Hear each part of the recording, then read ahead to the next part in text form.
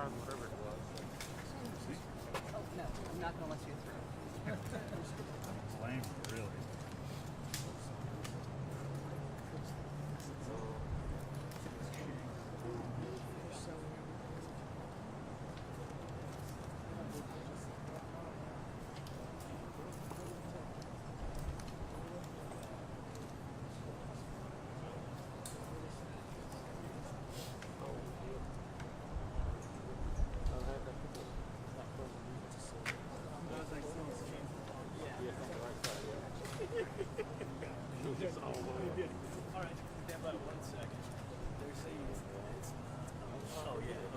Just firing it up. Okay, so that's why you can see It loading.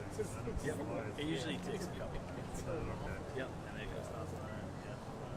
I just fired it right before I I'm on walked that out. right now. So this.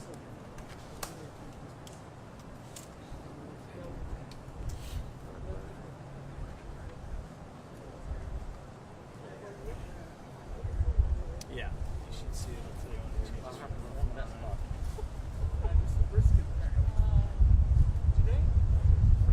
Pretty bright back then I got there.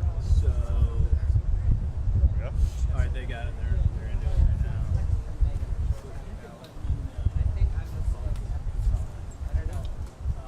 VP or not. Hey, can you just shoot this whole thing as live? Yes. So it knows that. Yes.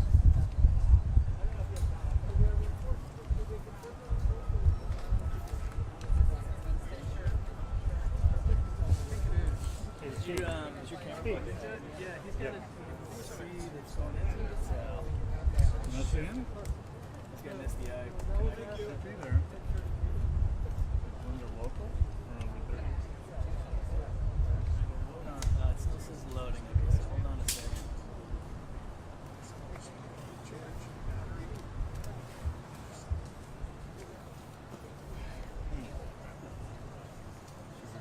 I would not reboot it because that will take a while. You want to try unhooking the SDI. What? Yeah, we're gonna plug it. Yep, that's what we're doing. Yeah, doing that right. Reconnecting it. I'm killing this. Great. Just go inside.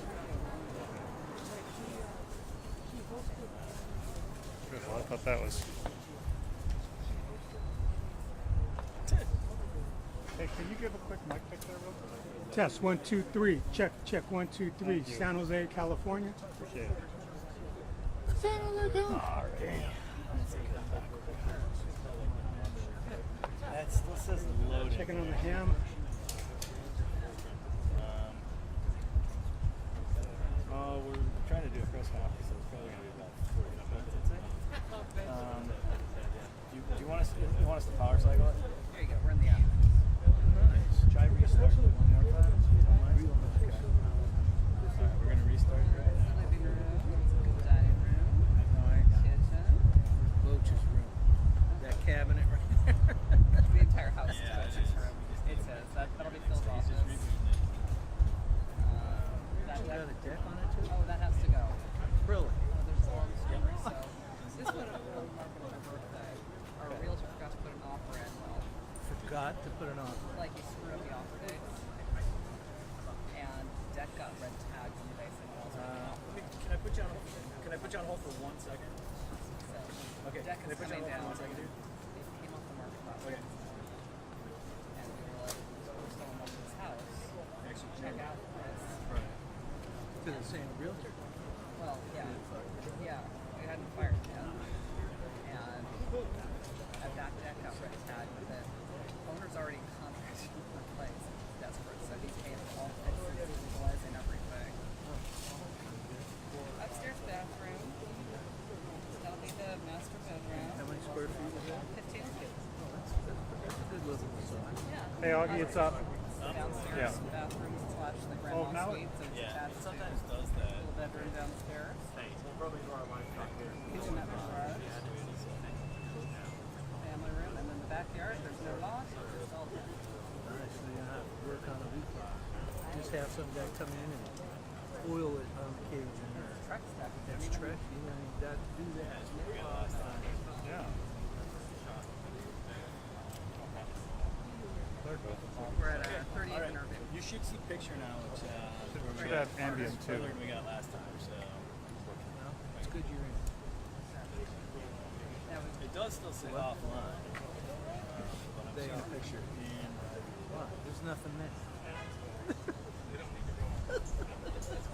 Oh, okay.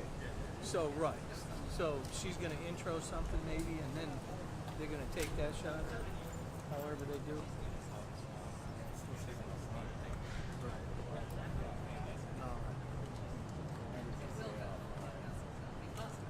Thanks all live use before. Well, that's positive where we come from. All right. Well, You know, you positively know. I feel like we've got enough. For a second? Oh, okay.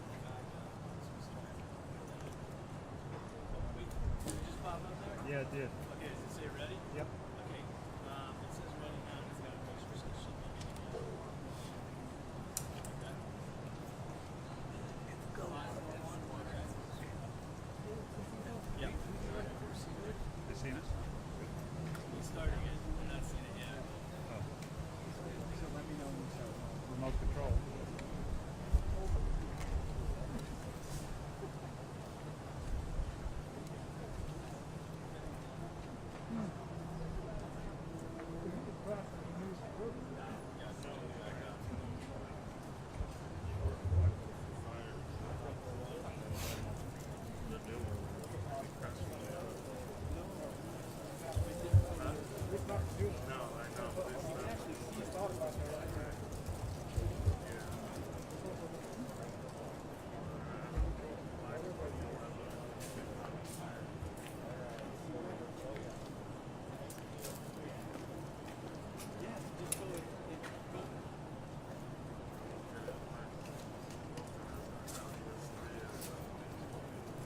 Hey, how are you?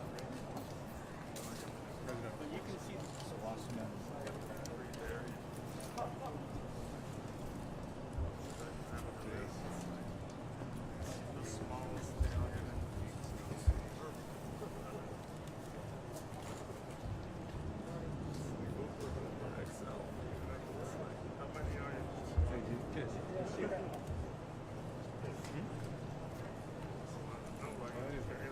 Thank you. Hey. Hang it in there, man. I wonder I couldn't hear.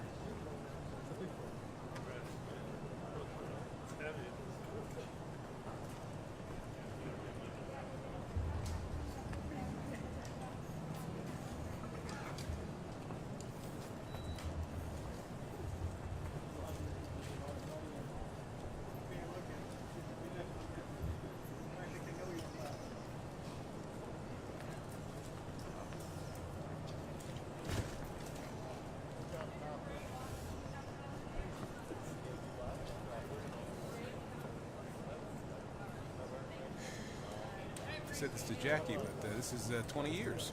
Shit, yeah. In the bay. I mean, you and I have known each other.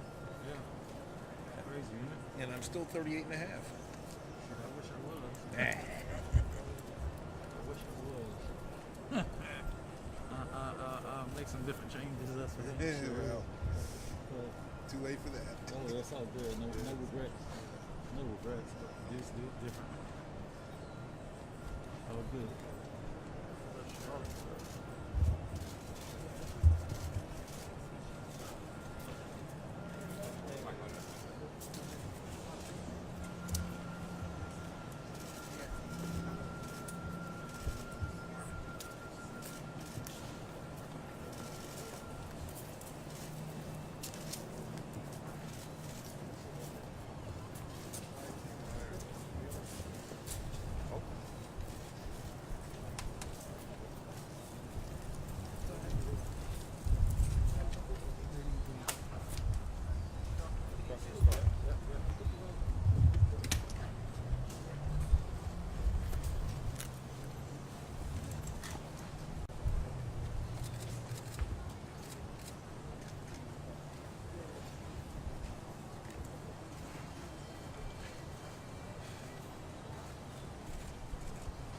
good.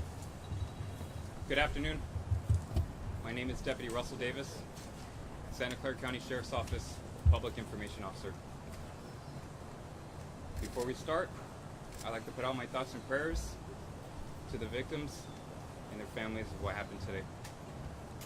This is a tragic situation that we're dealing with right now, and we're using all the resources we have right now to find out what exactly happened and what transpired. Our first primary focus is public safety. We want to ensure everything that happened from today, is we want to ensure the biggest public safety for the surrounding area and our whole community. This morning at 6:34 in the morning, Santa Clara County Communications received 911 phone calls of a shots fired call in the area of 101 West Younger Avenue, located in the city of San Jose, which is directly adjacent right next door to Sheriff's Office headquarters. Deputies responded and received information that there were multiple shots fired calls located from that building. During this time, this was during a shift change where deputies from the midnight shift and day shift were on at the same time, going through a transition into different shifts. Once we received that information, deputies and surrounding officers immediately responded to the location and addressed the threat in the situation. They did not wait. They immediately went into the scene and rendered first aid and rescued victims out of the building as fast as they can to figure out what was going on. I can tell you this was at a Valley Transportation Authority light rail yard, which is next door to Sheriff's Office headquarters. Immediately once we received information of shots fired called, we immediately activated the Santa Clara County Active Shooter Protocol, which activated multiple law enforcement agencies in the surrounding counties, as well as multiple fire department agencies to initiate and activate the Rescue Task Force, which is part of the Active Shooter Protocol, which we'll go into more detail. Multiple agencies showed up and assisted, from local agencies within Santa Clara County, state level from the Office of Emergency Services, Governor's Office, the California Highway Patrol, and multiple federal agencies from the Federal Bureau of Investigations, FBI, ATF, and Department of Homeland Security. I'll tell you right now, with the numbers, and it's still preliminary and it's subject to change, we have 8 victims that are pronounced deceased from today's incident, from gunshot wounds. We also have 1 suspect who is deceased as well from this morning's incident. I can confirm with you that deputies did not exchange gunfire, and right now we're going to preliminary go with the assumption that it was a self-inflicted gunshot wound from the suspect, and deputies did not exchange gunfire. At this point, we have investigators on scene interviewing anybody that was on scene to see what exactly happened, and we have our CSI teams as well outside, along with conjunction with the Federal Bureau of Investigations assisting. Right now, if you are looking for a family member, loved one involved with this incident, we ask you to contact our Reunification Center, which is over here at 70 West Heading. It's located at the Isaac Newton Auditorium. We have grief counselors on scene. The phone number to call is 408-209-8356. I'll repeat it one more time, 408-209-8356. So this incident is going to take some time, and the reason why is because we're going to use all necessary methods to ensure the public safety for everyone. We actually had an explosives dog on scene, which detected to some type of explosives material at the crime scene itself. At that point, we activated the Sheriff's Office bomb squad, who is currently on scene and render any type of suspicious packaging safe at that point. I'll tell you, it's going to take a long time to render these areas safe. They have to go through every room and every building to ensure that everything is safe. So that's such as in bringing in a bomb robot in there, and it takes time. So I ask for your patience on gathering further information from here. It's going to be some time. Other than that, we have detectives on scene. We're doing everything we can, but I'll tell you this, with the training that we've been doing with our active shooter protocol, this could have been a lot worse of a situation. This is a very unfortunate situation. But with the training and everything that we have with this protocol, this could have been a lot worse than what it was, unfortunately. So that being said, I'm going to pass it on to Sheriff Lori Smith, who's going to give you further information from there. What are the areas that you're covering? The bomb squad is pretty much activated, and they're searching every crevice of the whole building to ensure that everything is safe. And that's where it's going to take some time. The VTA Transit Center, which is a light rail, it's pretty much a light rail facility, pretty much, light rail garage. We appreciate having federal agencies coming out. They come out here just to provide resources for us. Hey, do you need any assistance in that case? And if we need help, we'll ask them out in that case. So they're just being that entity to help us out. So. What is this? It depends how big this building is. I haven't been in the building myself, but it's going to take some time. So we ask you for that patience. What's the size of the structure? Any indication on motive? We don't have that information right now. This is still preliminary. This is still ongoing. All the information I have is I can give out at this point, and we're still getting that as we get along. What's the size of the search area for explosive devices? And is there any indication that the people who were killed were specifically targeted, or was this an employee showing up at work with a grudge and just spraying indiscriminately? So this is a big building. I can't get into the details how big this building is, but it's a pretty decent-sized building. In regards with motive, I don't have that information. This is still preliminary, and I'm still trying to get that information at this point. I don't know at this point if it's inside or outside. Yeah, I'm going to pass it off to Sheriff Lori Smith, and then she's going to take over from here. So what I'd first like to do is tell everyone that my heart really goes out to the victims. These were county employees, and we're doing everything we can to help them, including the Family Reunification Center. But I really want to commend the law enforcement in Santa Clara County. Several years ago, the Sheriff's Office, in conjunction with the County Fire Department, began a series of trainings for active shooter. And that training has happened throughout the county with law enforcement and all fire agencies. And why that differs is that at the time there's an active shooter, as soon as we can get one team together, we go in. The first teams through the door were the Sheriff's Office and San Jose Police Department, and they're my true heroes. There was active shooting going on at that time. There were victims shot in 2 separate buildings, but they responded the way that they should. They took their life in their hands, and I know for sure that when the suspect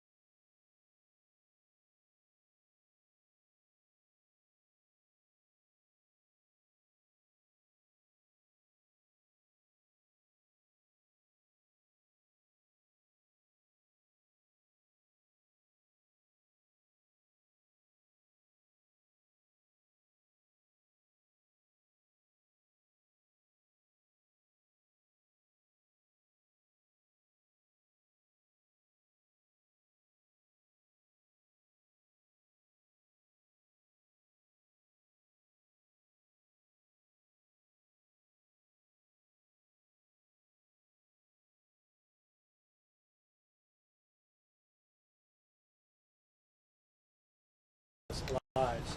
That said, there's a numbness I imagine some of us are feeling about this, because there's a sameness to this.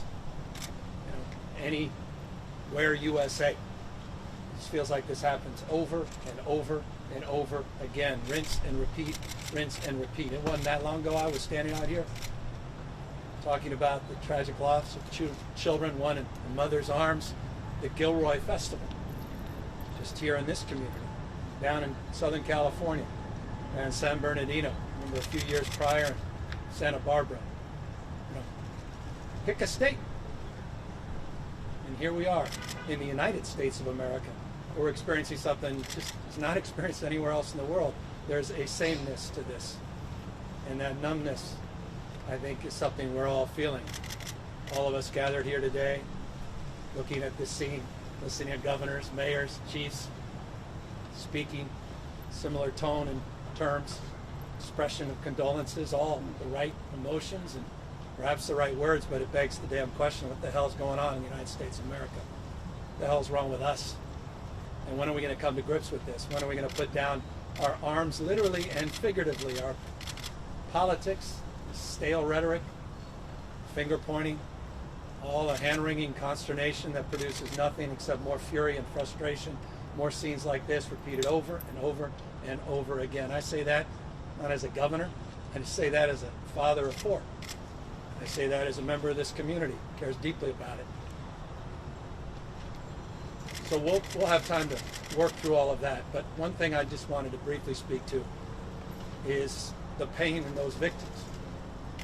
We just had the privilege of spending the last few hours with the victims that are waiting to just learn if their loved one is still alive. They're dialing the phones, they can't find it. They're trying to go on and find a phone of the loved one. Waiting to hear from the coroner, waiting to hear from any of us, just desperate to find out if their brother, their son, their dad, their mom is still alive. Just imagine being in there for them. I know everybody wants all the answers to all these questions, but there's no more important question and no more important answers that we owe than the victims of this senseless and tragic shooting. And so I'm not just going to express my condolences. I'm not just going to express the usual platitudes. But let me just thank the heroism of those victims. The fact that they can even stand up and support one another is remarkable. What a human act.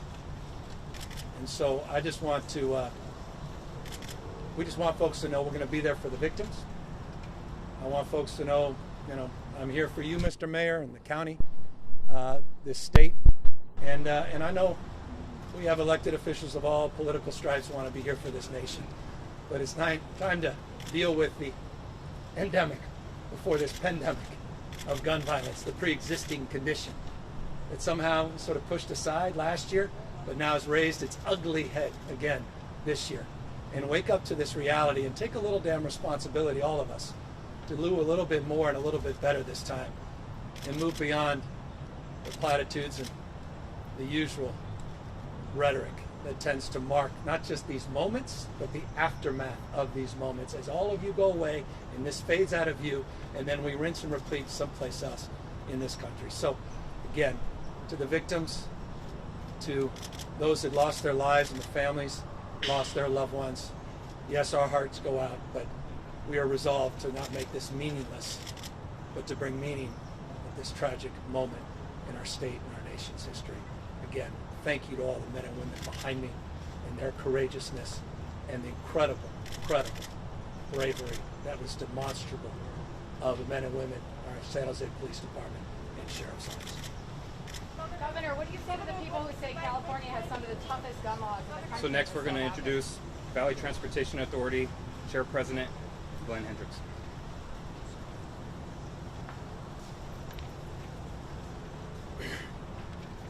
As you all know, a horrible tragedy has impacted the VTA family, the organization, and our whole community. And our thoughts and love go out to all the employees who have been directly and indirectly impacted by this horrible event. I want to let you know that the families have been moved to the Family Assistance Center at the Red Cross to continue to have meet with counselors about what's happening. We're really grateful for the outpouring of support that has come from union leadership and transit organizations from across the country.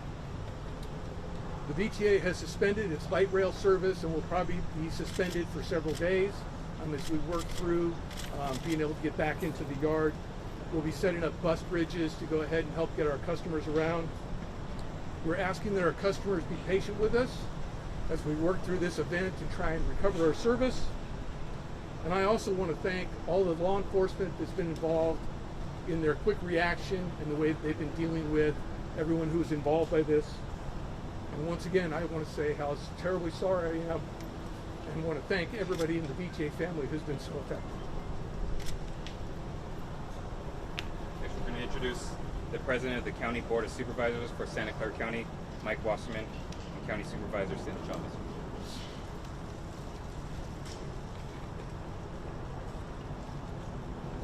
It was 2 years ago, mass shooting in Gilroy, and law enforcement responded quickly and minimized the number of fatalities.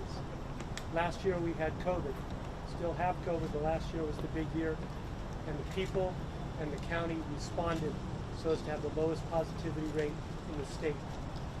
Today we had this mass shooting here, and it was the Santa Clara County Sheriff's Department and the San Jose Police Department that responded so quickly to minimize the loss of lives. As you can see, our flag now is at half-mast to help commemorate and remember the people that have passed today.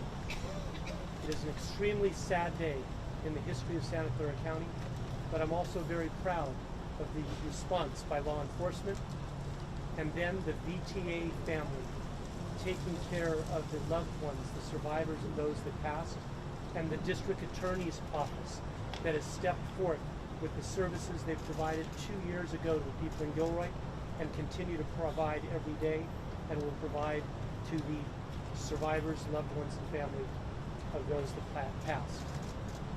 It is a sad day in Santa Clara County history, but I'm very proud of the response, including the unions that have come forward with funding and help. Santa Clara County is a family, and you're seeing that go into effect today. My condolences to all the family members and friends of those that passed today. You know, let me start by just reminding everybody that the backbone of Santa Clara County throughout COVID-19 was all the essential workers, and none were more essential than making sure people could get to their places of work. And VTA never stopped. It didn't stop light rail, it didn't stop buses, it didn't stop helping move people from point A to point B.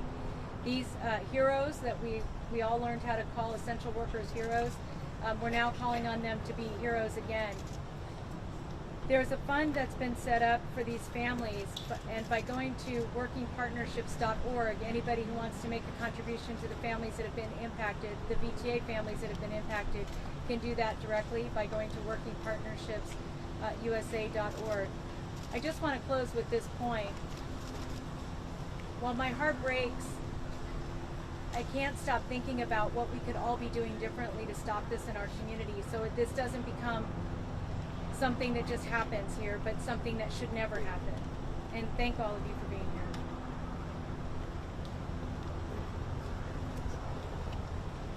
Next, I'm going to introduce Mayor of San Jose, Sam Licardo.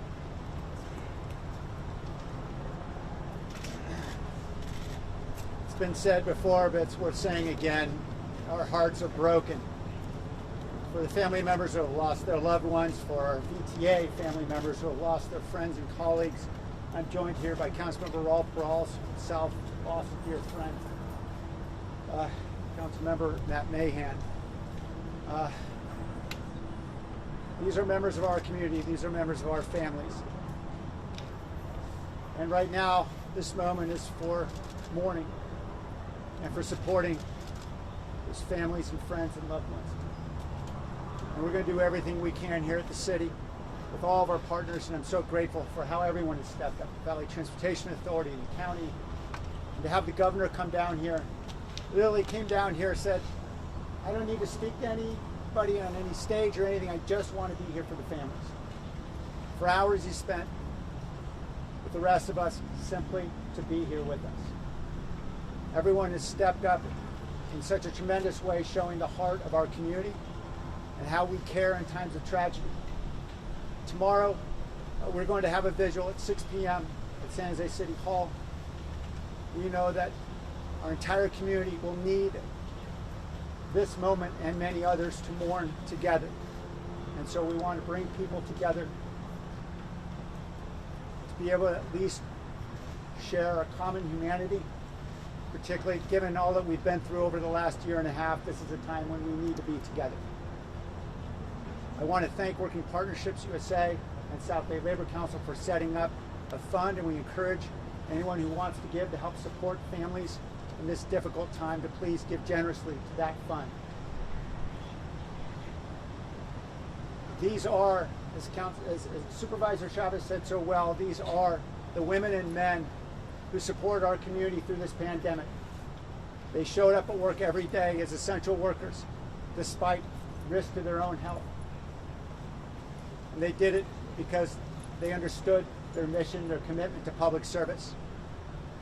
We owe them and their families so much.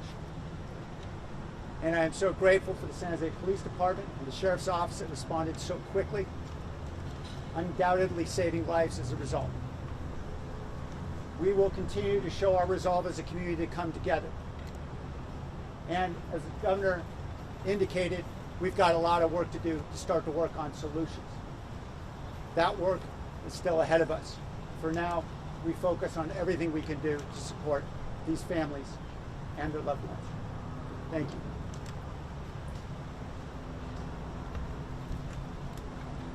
Pass it off to Federal Bureau of Investigation, FBI Special Agent in charge of the San Francisco office, Craig Fair. My name is Craig Fair. I'm the Special Agent in charge of the San Francisco Division of the FBI here in the Bay Area. On behalf of the FBI, we'd like to express our condolences to the families of victims, VTA, family, and to the city of San Jose in the wake of this tragic crisis of which the FBI is no stranger to responding to. The FBI is assisting the city of San Jose, the San Jose Police Department, and the Santa Clara Sheriff's Office in this investigation. They are lead. We are providing assistance in the form of evidence response and recovery. We are flying national assets from Quantico, Virginia. We will be providing ballistics, technical forensic equipment and analysis. We will be bringing teams in from other divisions throughout the FBI to assist in the analysis of the crime scene. That is going to take some time. It is complex. We are very deliberate. We are required to map, catalog evidence, and that is going to take some time, and I'm asking your patience in that process. We are also providing victim assistance, victim services during this crisis to help families heal in the wake of this.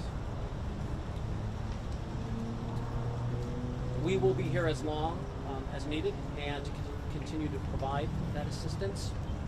I would also like to commend the first responders, the officers who went in at their own peril to assist in taking out victims from our homes. Thank you very much. Special Agent, could you describe a little bit how complex this is? It looks like it's multiple buildings. You're already starting to map it. I see some of that. This is a really, you're talking multiple locations, right? It is multiple locations. It is, as I said, it's a very sizable crime scene. We are currently in there looking at how we need to go and how we need to process that. That is also going to take some time before we actually start processing this. Any idea how long? Days? Weeks? Potentially looking at days, but I don't want to get into that right now, Steve. Pass it off to Alcohol, Tobacco, and Firearms ATF Assistant Special Agent in charge, Joshua Jackson. Good afternoon. My name is Joshua Jackson. I'm the Assistant Special Agent in charge with the ATF San Francisco Field Division. ATF definitely wants to express our deepest condolences to the victims who lost their lives or injured, the families and friends of those individuals, as well as community at large who are suffering at this time. ATF is here supporting this investigative effort, as well as providing all of our experts in firearms, arson, explosives, to include our certified fire investigators, our certified explosives specialists, as well as our explosive detection canines. In addition to our personnel, we're also providing firearm ballistics information, resources related to our National Integrated Ballistic Information Network, NIBIN, as well as tracing.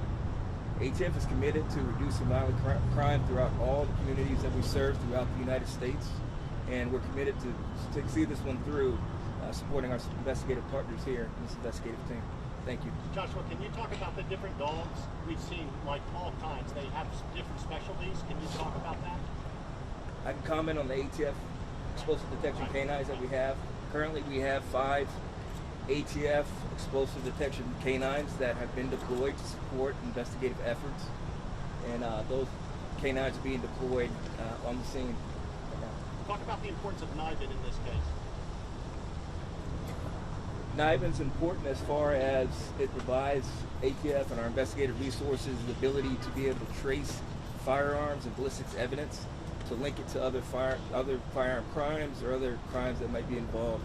It's not to say that the evidence here has not been processed for Niven yet. The crime scene is still being processed as we speak. Evidence is still being taken into custody. That will take place at a later date. Thank you. But you will use Niven, is that correct? So we're going to pass it off next to San Jose Police Department Chief Anthony Monta. Good afternoon. I want to extend my sincerest condolences to the victims, family, and our community. There's no doubt that the courageous acts of our men and women at the San Jose Police Department saved lives and helped rescue the over 40 employees that were present at this facility.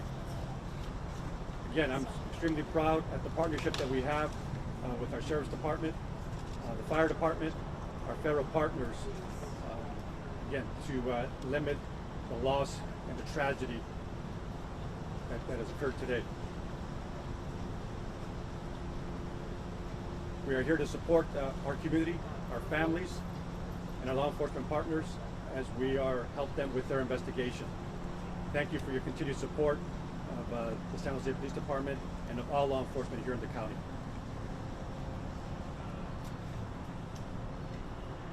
Next, we're going to introduce the San Jose Fire Department Chief Robert Sapien Jr.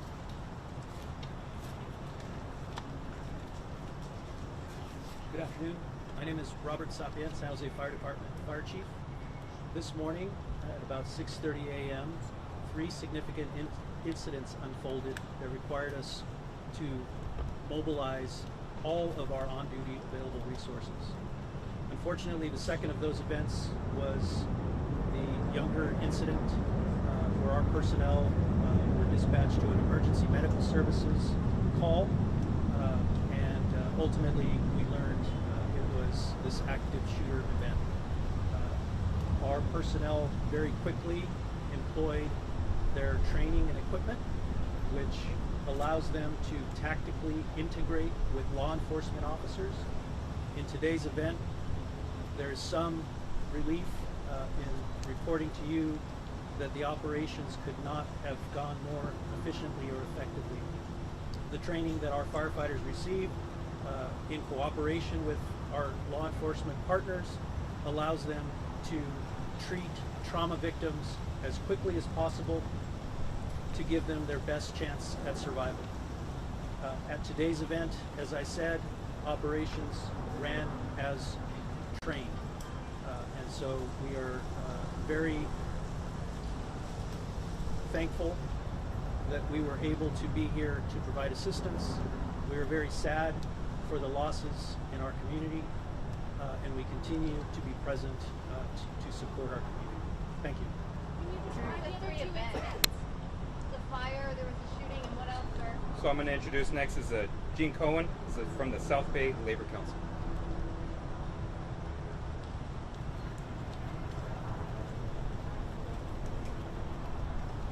Good afternoon. My name is Jean Cohen. I'm the Executive Officer of the South Bay Labor Council.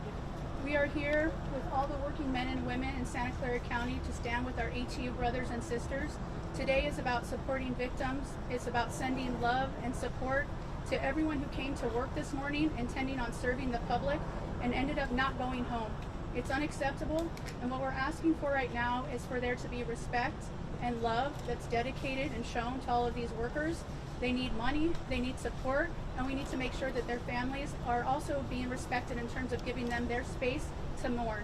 So thank you so much for the opportunity to make sure that all of our workers have the opportunity to let you know that when you go to work, you should be able to go back safely, and that right now we're going to be making sure that as a family we're taking care of each other. Thank you very much.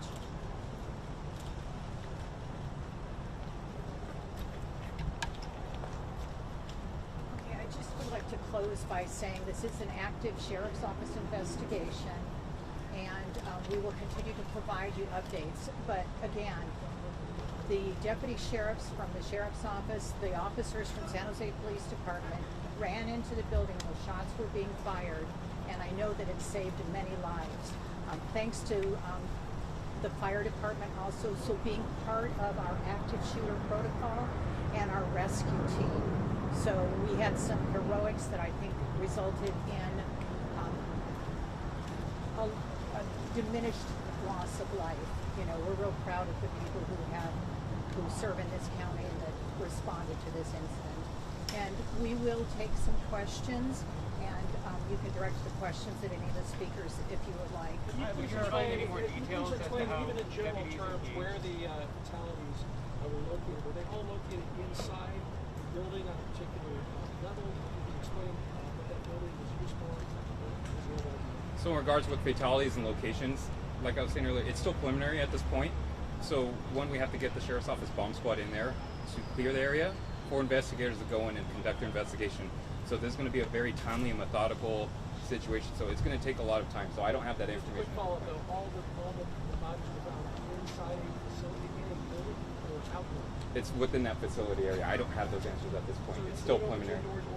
It can be either. I don't have that information at this point. It's still preliminary. Was anybody wounded? You talked about 9 dead, 2 shooting. Were there others that were wounded? So on top of the fatalities that I mentioned, there is one person at a local trauma hospital that is listed in critical condition at this point. Was the shooter a legal gun owner, and can you say what the weapon was that he used? Right now, I don't have that information in regards to what weapon was used in that information. So are there bodies that are still inside the facility that you have not been able to recover and remove yet? And is that why there has been some delay in definitively telling family members what's happened to loved ones that they can't get in contact with? Yeah, so we have investigators on scene with the Santa Clara County Coroner's Office right now. So they're doing their investigation to follow up, see what they have, and also contact the next of kin. We just want to make sure we ensure the privacy for the family and loved ones that were involved in this situation. Were there any weapons recovered from the house? I'm sorry? Were there any weapons recovered from the house? That's still ongoing. Weapons regarding with the suspect's house, we don't have that information right now. It's still ongoing in that case. What was the connection between the fire at his house and the shooting? Did the fire erupt before he left to go to? So I know there's some speculation saying there's a house fire within the city of San Jose and then something involvement with this. Again, we're using the investigators to determine if there is any type of connection to that case, but right now it's still preliminary and ongoing. Yes, sir. I don't have that information at this point, so in regards with the house fire. Any other questions? And explosives were discovered or indicated by an explosive detecting dog in the building? Correct. So there's an explosives detection dog, an EOD dog is what we call, that detected on a suspicious device. Immediately we activated the Santa Clara County Sheriff's Office bomb squad, and they're going to use their protocol and pretty much canvass that whole area to ensure that it's safe for our investigators to go in and conduct their investigation at that point. So it's going to be a very timely, methodical. We're going to be there throughout the night to clear every room and every crevice of that building. We know that is a very big building, and we're going to use everything because we want to ensure the safety for the deputies and investigators and everyone else around, that it's clear and safe. Are they just searching the building, or will they also search the light rail trains, tracks, the area around? We're going to search everywhere. We're going to do everything in all due for us, and we're going to use all the resources that we have, and that's why we have multiple surrounding law enforcement agencies here, including federal agencies, to assist us with this investigation. Calls to 911, was it people inside the building? I don't know if it was a drive-by, it was a passerby, or somebody inside the building that called 911, but it got received to us at 6:34 this morning. I don't know if they're in the same place. I know that they were employees. I'll tell you that the suspect that was deceased is an employee from BTA. One more question, then we're going to wrap it up. I'm sorry? Can you describe the explosives that were found? Explosives, it's still preliminary. The bomb squad's doing everything they can to utilize and find Bombs or explosive material? everything. We're going to use everything from precursor chemicals to any type of explosive devices to any type of objects and materials. We're going to use all of that and determine exactly what we have. You said a dog sniffed one. Has any more been found, or is it just the one for right now? Once we have when the dog smells on something and has a scent, we're going to activate the bomb squad and we're going to utilize those resources from there. I don't know. That's still, again, preliminary, and then we're still trying to get that information. What I'll tell you right now, just to wrap things up, this is our last press conference for today regarding this incident. Again, please give us patience and time with this. We want to be very methodical and very transparent and make sure we do a thorough investigation on this. So please give us time. I know you want more information. Please bear with us. And then once we have more information, we will send out an updated press release statement from our agency. Okay? Thank you, everybody. About the 3 different incidents, what were the 3 different incidents that utilized all your resources? Thank you for the question. A little more information on the 3 incidents. So at 0629, This morning, we received a report of fire on Smith Avenue, which is a commercial area of town, or commercial industrial rather. That ultimately was a second alarm fire.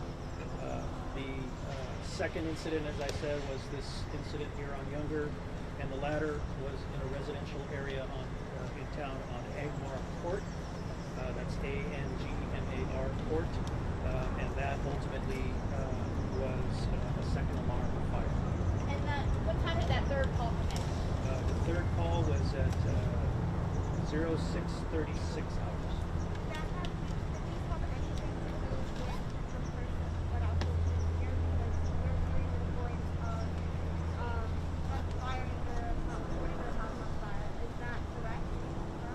The information I have is that the fire on Angmar is under investigation, and that's all I know at this time. Okay. I do not have any information.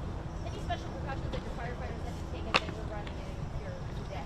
Our firefighters are equipped with ballistic protection, which is a bulletproof vest, helmet, and goggles type of equipment. And they had to utilize those? And they utilize that by policy. Any victims of the fire? I do not have reports of fatality in fire. So we're going to wrap up this press statement. Everyone here will be here for individual interviews if you're interested, and then we'll wrap that up. Thank you for everyone for coming out.